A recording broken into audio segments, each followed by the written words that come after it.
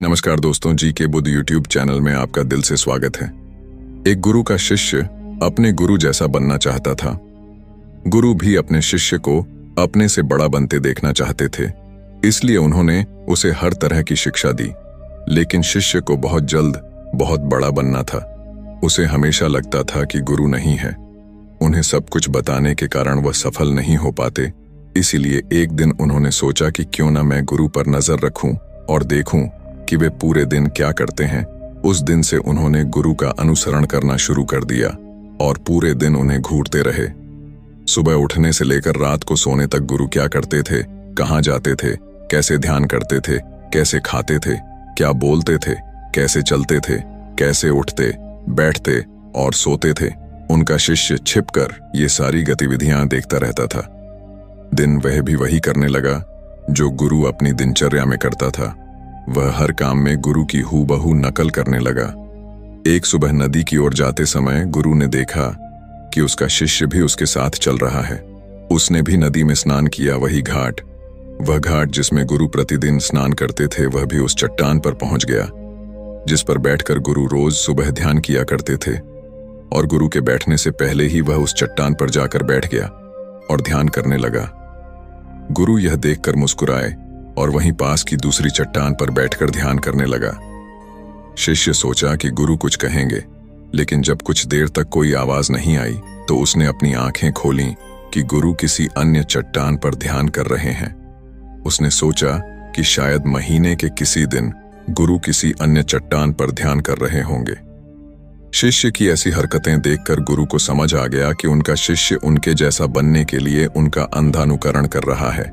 इसलिए गुरु एक दिन एक पेड़ की शाखा पर बैठकर सो गए। शिष्य ने सोचा कि शायद वह किसी पेड़ की शाखा पर सो रहा है। रात का कुछ असर होगा, इसलिए वह भी उसी पेड़ की दूसरी शाखा पर जाकर सो गया। रात को कुछ गिरने की आवाज आई। आवाज सुनकर गुरु की आंख खुली तो देखा कि शिष्य पेड़ से नीचे गिर गया है और चिल्लाते हुए गुरु गए और शिष्य को उठाया और कहा कि जब भी तुम बिना सोचे समझे किसी और के रास्ते पर चलोगे या उसकी नकल करने की कोशिश करोगे तो हर बार तुम ऐसे ही गिरोगे जैसे कि आज गिरे हो। शिष्य ने कहा, गुरुदेव, मैं तो बस आपके जैसा बनने की कोशिश कर रहा था। गुरु ने कहा, अगर तुम शुरुआत करो बंदर की तरह नकल करना तो शायद काफी मेहनत के बाद वह काम करना शुरू करें जैसे बंदर करते हैं। लेकिन क्या इंसान होकर भी बंदर बने रहना उचित होगा? शिष्य ने कहा, नहीं गुरुदेव, इंसान बनना ज्यादा उचित है। शिष्य ने कहा, लेकिन गुरुदेव, मैं अपने उद्देश्य में कैसे सफल हो सकता हूँ? मैं अपने आप को कैसे जान सकता हूँ? मैं कैसे पहचान सकता हूँ? मैं बस ये जानने की कोशिश कर रहा था कि आप दिन भर क्या करते हैं। शायद इस विचार से मुझे अपने प्रश्नों का उत्तर मिल जाए। नया तरीका, गुरु ने कहा, जैसे शरीर को चलाने के लिए भोजन की आवश्यकता होती है। यदि भोजन शुद्ध और पौष्टिक होगा तो शरीर भी शुद्ध और ऊर्जावान बन जाएगा। रोग आसानी से शरीर को नहीं घेरेंगे और वह मजबूत और स्वस्थ होगा। जैसा कि हम आपको पसंद करते हैं, शरीर से ऐसे काम करवा सकते हैं। लेकिन अगर आप सड़ा हुआ और बासी खाना खाते हैं तो आपके शरीर का क्या होगा? शिष्य ने कहा, हमारा शरीर बीमार पड़ जाएगा और कमजोर हो जाएगा। गुरु ने कहा, उसी प्रकार हमारे मन में भी शक्ति है और उसमें इतनी शक्ति है कि इससे कुछ भी किया जा सकता है, कुछ भी बनाया जा सकता है।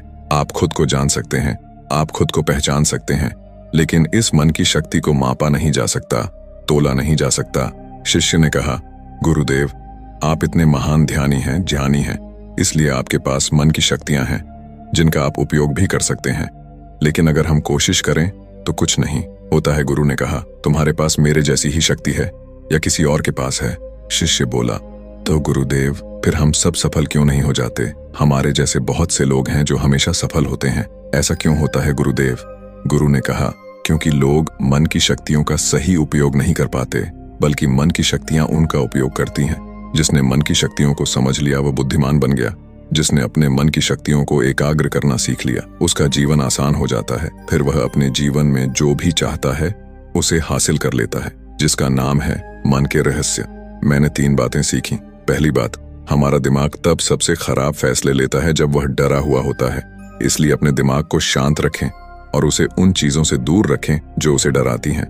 दूसरी बात, सफलता पाने के लिए और शांति हमें हर रोज कुछ समय एकांत में बिताना चाहिए।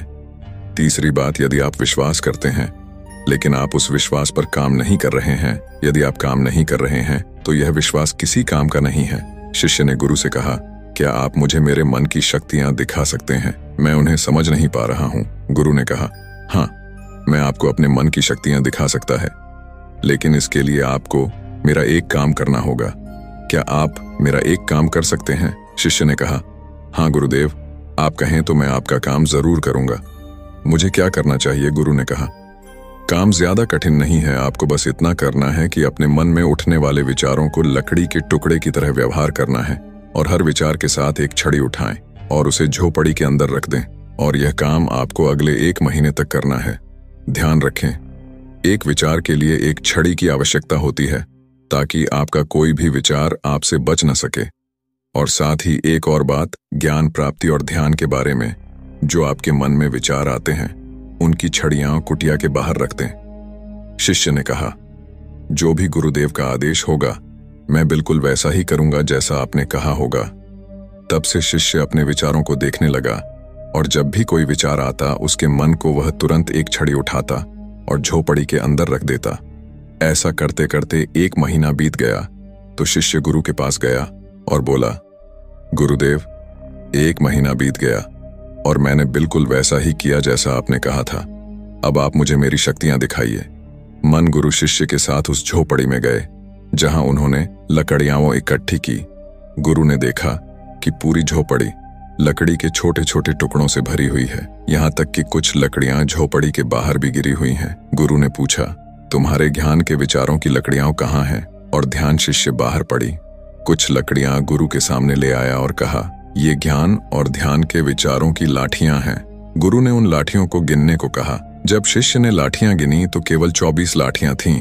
गुरु ने कहा, अब तुम्हें बस एक काम और करना है, क्या तुम कर सकते हो? शिष्य बोला, हाँ गुरुदेव, आप आदेश दें। गुरु बोले, ये जो लकड़ियां तुमने इकट्ठी की हैं उन्हें एक साथ बांधकर उस नदी में बहा दो।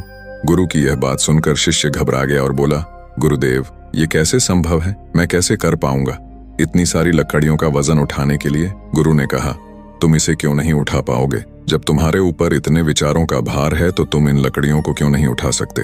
शिष्य ने कहा, लेकिन गुरुदेव, क्या विचारों में कोई वजन है? गुरु ने कहा, विचारों में भी वजन होता है। देखो, तुम्हारे व्यर्थ विचारों के बोझ के नीचे कितने काम के विचार, ज्ञान और ध्यान के विचार हैं। आपने अपने मन की सारी शक्ति इन व्यर्थ विचारों में लगा दी है जो इस कुटिया में भरे हुए हैं और केवल 24 छड़ियों की सहायता से आप ध्यान और ज्ञान प्राप्त करना चाहते हैं। शिष्य को अपनी गलती का एहसास हुआ। वह बोला, आप सही कह रहे हैं गुरुदेव, लेकिन मैं क्या करूं? अब करो। गुरु ने कहा, यदि तुम अपने ज्ञान और ध्यान की ओर बढ़ना चाहते हो, यदि यही तुम्हारा लक्ष्य है, तो इन व्यर्थ विचारों को नदी में बहा दो। शिष्य ने कहा, लेकिन गुरुदेव, मैं एक साथ इतनी सारी लाठियां अपने सिर पर नहीं उठा पाऊंगा। गुरु मुस्कुराए और कहा, इसलिए इन्हें एक एक करके फेंक दो। 1 महीने में, 2 महीने में, 1 साल में, 2 साल में, जितना समय लगे ले लो, लेकिन इन बेकार विचारों को अपने दिमाग से बाहर निकाल दो। याद रखें, जब आप कोई विचार चूक जाते हैं तो केवल एक ही छड़ी की आवश्यकता होती है। नदी में फेंक दो। शिष्य ने जो लकड़ियां सिर्फ 1 महीने में इकट्ठी की थी, उन्हें फेंकने में उसे 3 साल लग गए। जब उसे एक विचार याद आया तो उसने एक छड़ी नदी में फेंक दी और अब केवल 24 ही बचे थे। ध्यान और ज्ञान, अब उसके मन की सारी शक्ति ज्ञान और ध्यान की प्राप्ति में ही लग गई थी। उसके मन में कोई भी बेकार विचार नहीं बचा था। एक दिन ध्यान करते समय अचानक वह उठा और गुरु के पास जाकर बोला, गुरुदेव, ऐसा लग रहा है कि मैं फंस गया हूं और अब मैं आगे नहीं बढ़ सकता। गुरु ने कहा, अब इन्हें छोड़ने का समय आ गया है। शिष्य को उन 24 लकड़ियों को छोड़ने में 1 साल लग गया और जब उसने आखिरी लकड़ी नदी पर गिराई तो वह वहीं बैठ गया और सुबह से शाम तक बैठा रहा। इसलिए गुरु उसे नदी के उस पार ढूंढते हुए आए। जब उन्होंने शिष्य की आंखों को देखा, गुरु ने समझा कि वह पूर्ण शांति के साथ खिल रहा था। शिष्य ने गुरु की ओर देखा, लेकिन किसी ने कुछ नहीं कहा और दोनों चुपचाप एक दूसरे को देखते हुए वहां से चले गए। दोस्तों, हमारी शक्ति लाखों करोड़ों विचारों के रूप में बिखरी हुई है। इनमें से कुछ अच्छे विचार हैं और कुछ बुरे हैं। बस अपने अच्छे विचारों को पकड़कर रखना है, क्योंकि अगर हम अपने अच्छे विचारों को नहीं पकड़ेंगे तो बुरे विचार तुरंत हमारे दिमाग पर कब्जा करना शुरू कर देंगे और हम नकारात्मकता की ओर खींचे चले जाएंगे। गौतम बुद्ध कहते हैं कि जब भी आपके पास कोई अच्छा विचार हो तो उसे पकड़ लें। दोस्तों, वीडियो यहीं पर समाप्त होती है। यदि आपको हमारी वीडियो अच्छी लगे तो वीडियो को लाइक कर चैनल को सब्सक्राइब जरूर करें। धन्यवाद।